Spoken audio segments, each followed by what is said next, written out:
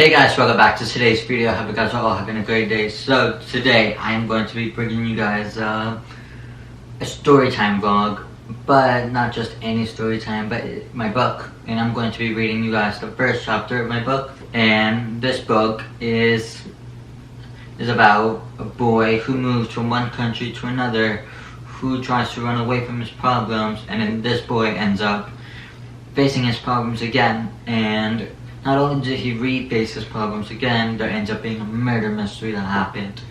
And his whole family's involved in it, and etc. I will read to you guys the back of this book, and then we'll get started to reading the first chapter of the book. So, before we get started, make sure you guys subscribe and comment down below what you guys thought of this book, and subscribe if you haven't already. Alright, so The Truth of the Unknown Interpreter is an intriguing fictional story with some element of a real-life experience.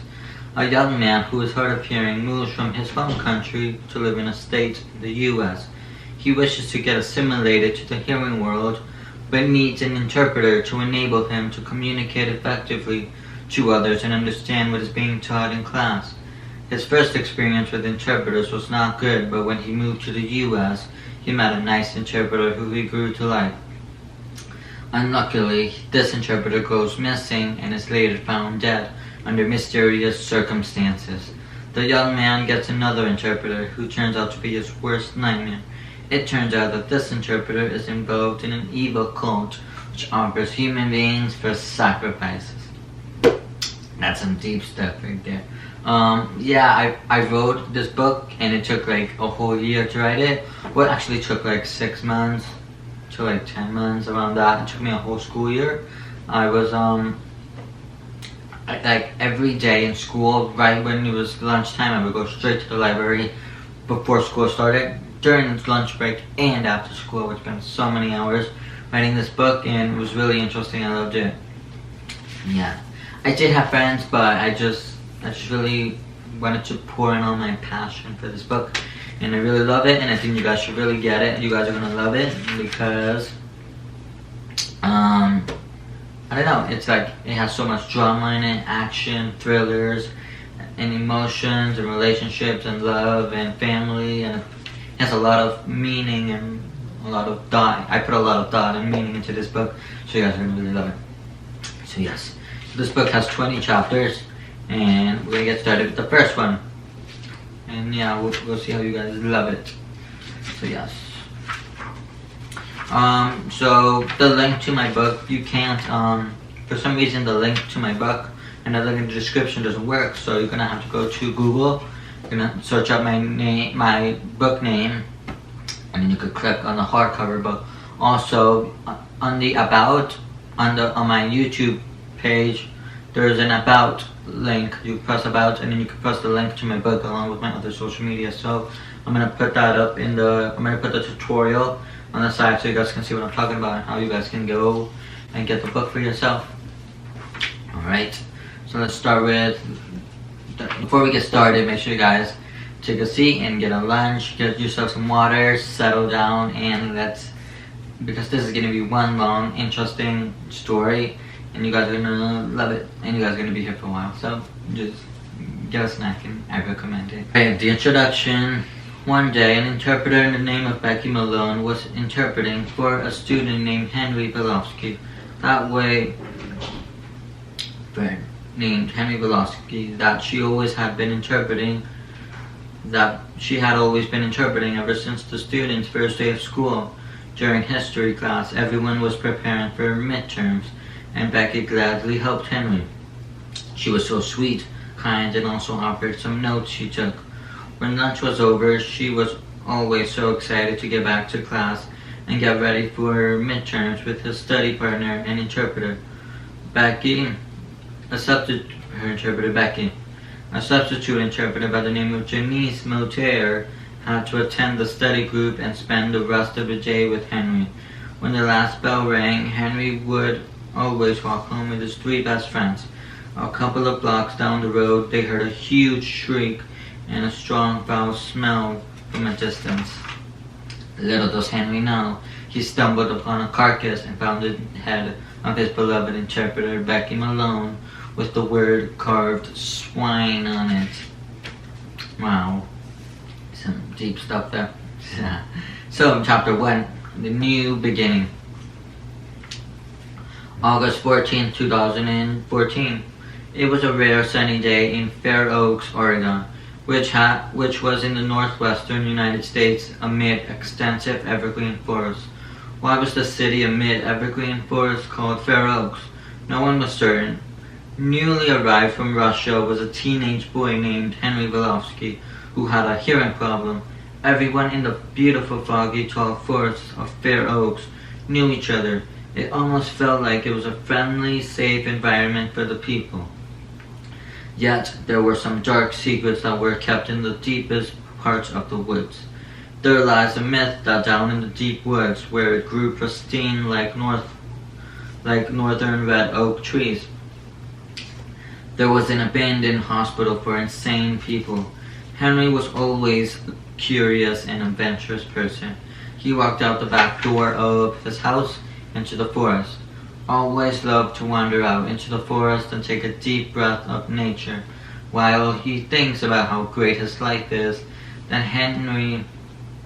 as Henry was listening to his music, he saw an old man wandering around the forest in broad daylight. A car then pulled over. A man came out and he asked, "Hey, do you need help?"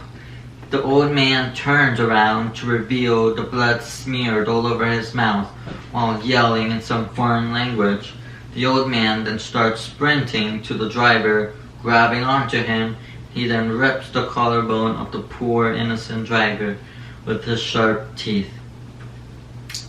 A few moments later into that horrifying experience, Henry quietly started walking back to his house. Unfortunately, he accidentally stepped on a twig and it snapped. The cannibalistic man and Henry then made eye contact. Henry's whole body froze.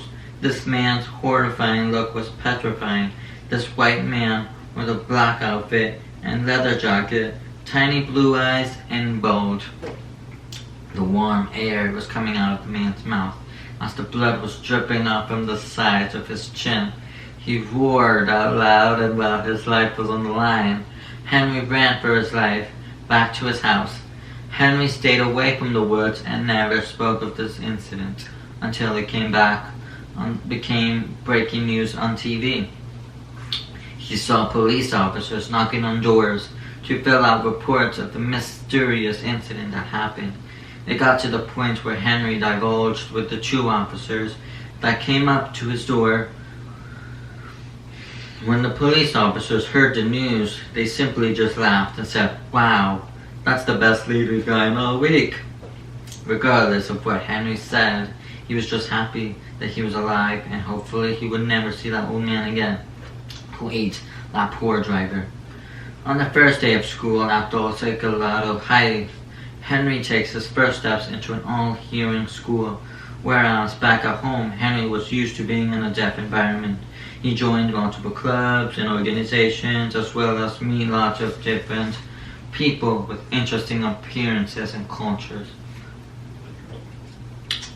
Henry had always been at a school that had a program for deaf children, but eventually he got to the point where he got tired of seeing the same people for almost his whole life. Henry then moved to a hearing school.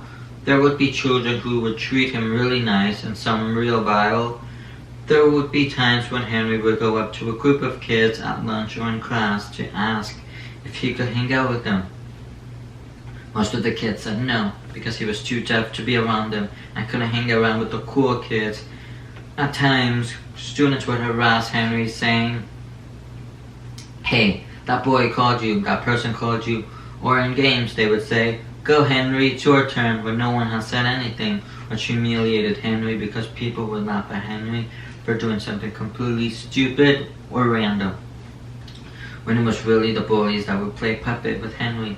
He strived to make new friends, but he would tend to be antisocial at times and a bit introverted around people. Although, there was this one particular person that always stood up for him and taught him some really good, valuable lessons. Relationship advice: and a tutor for most of his classes. She was basically a friend to him, and this was his interpreter, Becky Malone.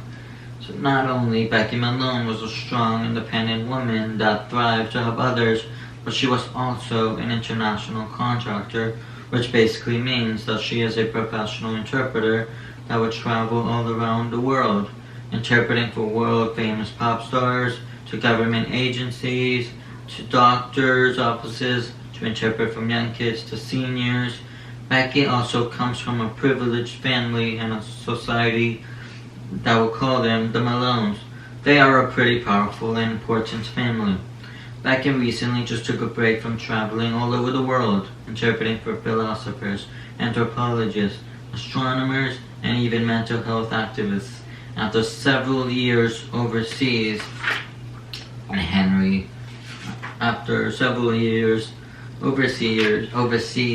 and reading through hundreds of different emails and messages from social media,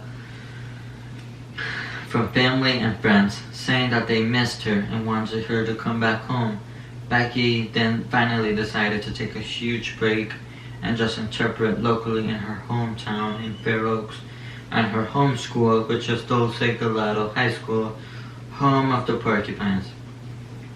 Henry used to think that interpreters were the worst, and the fact that he moved to America from Russia was just so that he could leave the deaf world and all the contacts he had regarding interpreters that had to be with him. On the first week of school, when Henry was struggling to make new friends and tried to speak the American language as much as he could, but at the same time he was shy but outgoing at the same time. He was mostly happy because of the fact that he thought he was in an interpreter-free zone. But little did he know there was an interpreter named Becky Malone waiting for him in the first period class. Yet, he tries to stay quiet throughout the entire time as much as he could. Consequently, he failed due to the attendance sheet that the teacher was going through. Once Becky spotted Henry in the far left side of the classroom, she then signed at Henry and said, "Hey Henry, my name is Becky Malone and I will be interpreting for you this year and hopefully 4 entire years." "Yay, this should be fun," Henry's replied reluctantly and sarcastically. Henry always hated interpreters, especially the interpreter that had been so mean to him and strict for almost his whole middle school life. And even the students in his school hated his interpreter. Her name was Suni Barat. Most of the kids would call her Witch Lady. When the interpreter caught Henry and introduced herself as the contractor,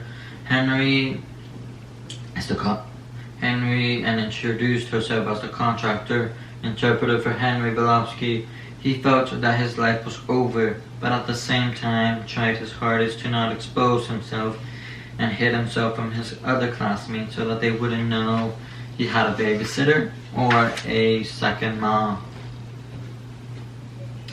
When the first bell rang, Henry started seeing signs that he never saw in his life from any of his interpreters, and it was a sign of independence.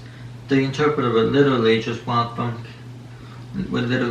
away from Henry and just go to his next class, as if it was her class. Normally, the interpreter would just wait for Henry to finish packing and then would walk out to his next class, as if some secret service protecting the president's son. But the contractor interpreter started to make the deaf world a lot easier by giving Henry plenty of independence. When Henry was in middle school back in his country, the interpreter would not only keep an eye over Henry throughout the entire school day, she also chased after kids that breathed funny. Suni would threaten kids with many huge demerits. Whenever she would assume they breathed funny, or whenever Henry tried to have a social life with his classmates, Suni would take her twice-pierced snake tongue and yell at him back to the seat to work regardless if he was done. Every day when Henry would come to school, Suni would ask Henry if he had studied or done his homework, with a scary look on her eye. Thankfully, Henry was later then blessed with such an amazing interpreter like Becky in his high school. In Henry's computer science class, Becky would only interpret what the teacher said and then went back to her thing, like reading magazines, talking to the teacher, or she would just go on her phone. Becky even allowed him to call her by her first name. By that time, Henry had already loved her. Becky was the complete opposite interpreter of what Henry had back in Russia at Hong Son Christian Middle School. That interpreter was named Suni Barat, which Henry thought by far was the worst interpreter he had ever met and experienced. Sunny was ironically portrayed to be a nun, but was always narcissistic, abrupt, and always felt superior. She literally never gave Henry liberty, space, patience, nor to the other classmates. Becky was like the angel of all interpreters. Henry has never met along with his interpreters from an elementary school, and she wasn't even religious. At least that was what he thought, unlike that satanic nun Virat. Becky Malone had even helped Henry establish the sign language club for the entire school, which not only helped the entire school become more knowledgeable with sign language, but it also got Henry community service hours. Henry became known all over the entire school and got involved in so many activities while also having lots of fun nights with people. It was one of those impactful moments that Henry would never forget. Whenever Henry needed a friend, tutor, a person to cry on, a person to keep company with, it would be Becky Malone. Even though all of Henry's classes were so tedious, his interpreter would always find a way to make his classes joyful and cheerful. After finals were over, Henry said goodbye to his friends, teachers, and interpreters, even though he knows he will see his interpreter in his sophomore year. As soon as Henry rushed home, he threw his backpack across the bedroom, happily jumping on his bed. Henry was so excited to see what was in store for him and his family this summer. Later that evening, Henry had come down from his office to the dining table where everyone had been waiting for him to say grace before they ate a delicious meal. Henry has 4 siblings: John, Alex, Sam, and Megan. John is the oldest, Megan is the second oldest, then Henry, then Alex, then Sam. The father's name is Jim and mother is Karen, and the mother's Karen. Alright, everyone, let's say grace before we eat, Jim started. Dear Heavenly Father, I want to thank you for this food, our good health, successes, our safety, home, and help us stay strong and guide us all to great paths, for we can do things through Christ. In the name of Jesus we pray, Amen. Everyone replied. So what are we doing this summer? Asked Henry. Well, your mother and I are considering having us all take the week trip to Bora Bora and then the Maldives next. We would leave this Monday, Jim replied. The children all yelled with excitement, everyone talking at the same time. Oh my gosh, I have so many things to do in such little time, Megan shouted. Dad, what about the private jet? Isn't it still in the hangar getting custom wrapped? John asked. Yes, it is still in the hangar getting custom wrapped, which is why we will be getting first class tickets to our regular flights to Bora Bora, then rent a yacht to the Maldives. The family spends the rest of the night packing their bags for one of the best trips of a lifetime. The next morning, Henry went out with his 4 best friends from school. They all went to the Washington Square Mall and shopped there all day. As Henry was enjoying himself with friends, he thinks to himself, man, I wish they would come with my family and I to spend time with us in Bora Bora. After they all finished eating, Henry said, hey, why don't you guys come with me to Bora Bora for the next 2 weeks, and you guys could sleep over at my house until the day of the trip. Henry's friends shouted yes, while shocked with excitement. Henry's parents willingly agreed to allow his best friends to come to Bora Bora with his family, only because Henry did really well in school. Summer went by. Henry has one of the best summers of his life. celebrating and traveling with his friends and family, going on vacations, sleepovers, restaurants, and living the best time he could ever ask for. Henry and his family and friends flew back home and got ready for the New Year's celebration. On the first day of Henry's sophomore year, Henry wakes up for school fully rested, happy, and prepared for his 10th grade year with the whole outfit ready and hanged on his door, with perfect shoes that matched. As well as being freshly groomed, Henry walked down the stairs as he saw his family all on the dining table, eating and talking, which sparked a type of energy through his body that made him know that today was going to be a great day. A few moments later, when Henry arrived to school, and once he had gone into his first period class, which was biology, he had been sitting in the class, and after a few minutes the last bell rang, after a few minutes after the last bell, Henry noticed that Becky was running a little late to class. When there was free time, Henry and Becky had the opportunity to talk. "So what did you do during the summer?" Henry asked. "Well, besides working with a few different jobs and helped my parents with their businesses, I went hiking with friends and family, exploring the woods, partied a little bit, went out with friends, and that's about it." Becky then suddenly starts to feel less fortunate. Henry then asks Becky, "What's wrong?" "This morning, before I drove to work, I got this call from my boss, from the agency, and she said that I have to go to another job. A boy from Italy just moved here from Rome, and he barely knows any English, but he is deaf, and you will have another interpreter here that would interpret for you. Don't worry, she is really good and will be with you for the rest of the year." Henry, who was disappointed but understanding, replied, "Why can't the agency send that other interpreter instead of you?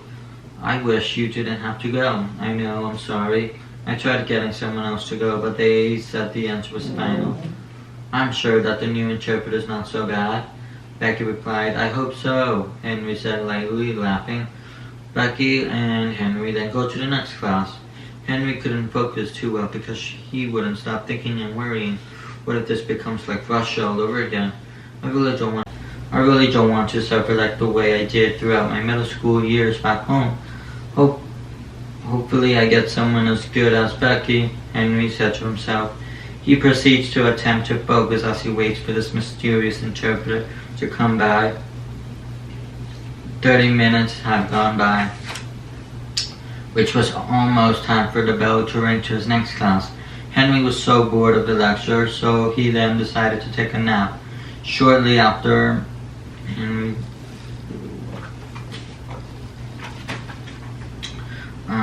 Henry awoke to the sound of a loud banging.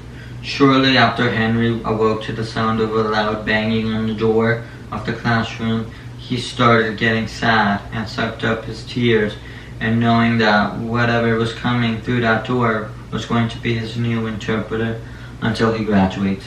As the teacher had opened the door, Henry had felt a cold chill from the hallways and started getting goosebumps. A short, mysterious crone woman comes in and said to the teacher, "I am looking for a Henry Belovsky." The whole thing sounded so ominous, like it came out of a Jason Friday the 13th movie. She had a deep, scratchy voice and goes by the name of Janice Moter. When she had asked for Henry Belovsky, at that moment the whole room went dark. The whole class looked at him and felt frightened that something menacing would happen. At first, Henry thought he was dreaming, pinching himself in hope that he would wake up, but then realizes that everything was real and that his world was about to change. After Becky introduced Henry and the interpreter, Becky said not to worry, and if the interpreter was ever mistreating Henry, then to call Becky and she would go beat up the interpreter, but of course she was joking.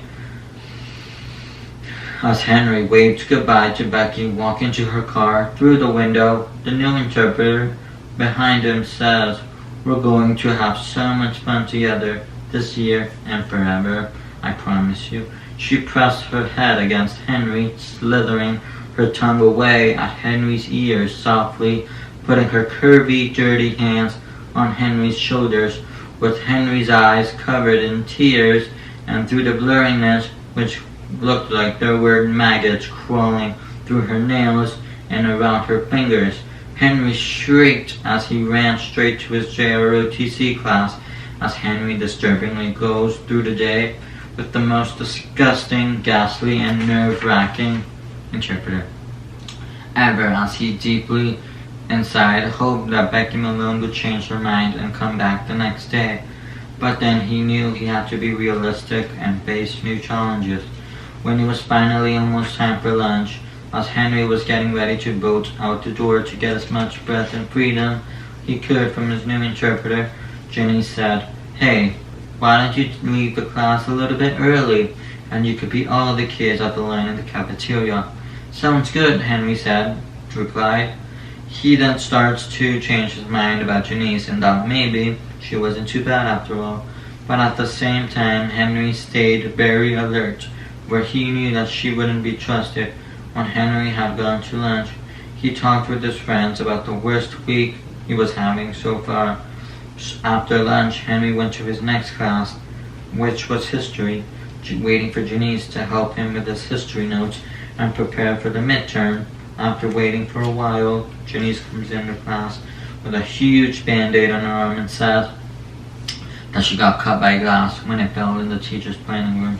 Henry replied loudly with a smirk on his face, "You sure it wasn't a knife fight over someone? You sure it wasn't a knife fight over someone's lunch you ate?" Even though no one was there to see it happen, she claimed to have bandaged herself and cleaned the area spotless, with no one there. Everyone seemed a little suspicious, but still proceeded on the day when the last bell rang to go home. Henry felt so energetic and ready for his history exam next week. He bursts out the door, seeking the beautiful freedom away from that interpreter as he joyously skips toward his house. As Henry gets through the middle of the parking lot, he notices glass everywhere and sees Becca's car with the engine running, as the driver's seat window was shattered and the whole car smelled like bleach, as if someone wanted to clean up and no one was supposed to see. And on the floor there was a note and a smudge of blood on it, and the note read, "Help." Yes, and that was chapter 1. I hope you guys really enjoyed this first chapter. If you guys want to see me read the next chapter, or see what happens in chapter 2, make sure you guys subscribe and comment down below, and give this video a huge like.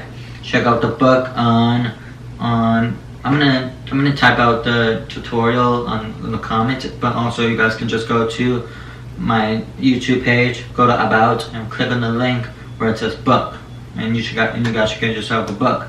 So yeah, I hope you guys get the book, and I hope you guys stay tuned for the next video. Bye.